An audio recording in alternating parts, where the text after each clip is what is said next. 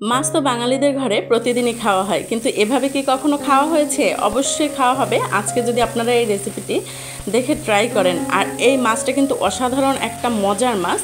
যারা খেয়েছেন তারা জানেন, যারা খাননি তারা অবশ্যই ট্রাই করবেন। এটা হচ্ছে সাগরের বেলে মাছ বা তুলারডাডি মাছ আমাদের অঞ্চলে বলে যেটা।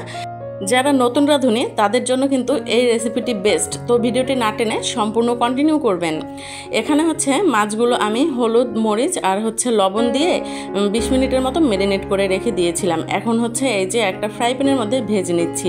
ফ্রাই প্যানে যখন মাছ ভাজবেন, বিশেষ করে এই মাছটা, ফ্রাই প্যানটা একবারে টোটালি গরম করে তার মধ্যে মাছগুলো দিবেন, তা নাহলে কিন্তু ভেঙে যাবে। আর এই যে দেখতে পাচ্ছেন মাছগুলো এখন উল্টে নিচ্ছি। এখানে কিন্তু একটা মাছও ভেঙে যাবে না। আপনারা যে ফ্রাই প্যান হোক আর নর্মাল তেলের কড়াইতে হোক, একটু কড়াইটা গরম করে তারপরে তেলটা একবারে কড়া গরম করার পরে মাছগুলো দিবেন, তা নাহলে ভেঙে যাবে। একবারে বেলে মাছের মতোই খেতে আর খুব ভালো লাগে।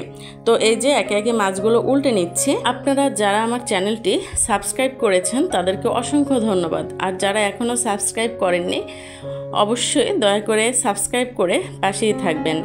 তো এখানে কড়াইয়ের মধ্যে পরিমাণ মতো তেল দিয়ে দিচ্ছি। তার মধ্যে 3-4 কোয়া রসুন দিয়ে দিচ্ছি। আর খুব সামান্য পরিমাণে পেঁয়াজ দিয়ে দিয়েছি কুচি করে, দেখতেই পাচ্ছেন। আমি কিন্তু খুব কম মশলায় রান্নাটা কমপ্লিট করব, তো আশা করি সাথেই থাকবেন।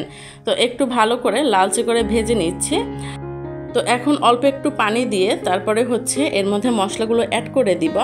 এখানে এখন স্বাদ মতো মরিচ দিয়ে দিবেন, হলুদের গুঁড়া দিয়ে দিবেন, পরিমাণ মতো লবণ দিয়ে দিবেন, আর দিয়ে দিবেন হাফ চামচের মতো আদা বাটা, হাফ চামচের মতো জিরা বাটা।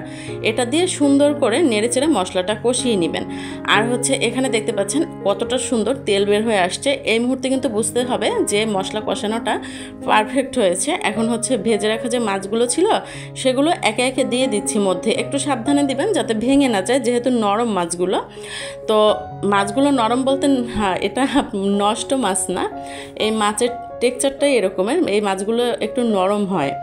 তো এখন দিয়ে দিলাম সব মাছ, দেখতে পাচ্ছেন। আর খেতে কিন্তু অসাধারণ। আপনারা এভাবে রান্না করবেন, দেখবেন খুবই ভালো লাগে।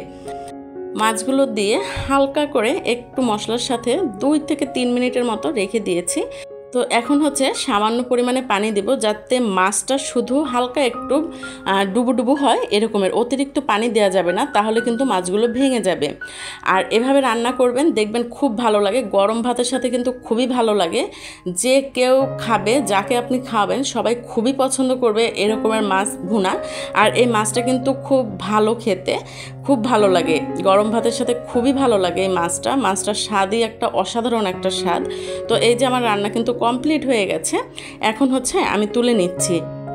আর এখন দেখতে পাচ্ছেন কতটা সুন্দর রং আসছে, আর খেতেও কিন্তু অসাধারণ।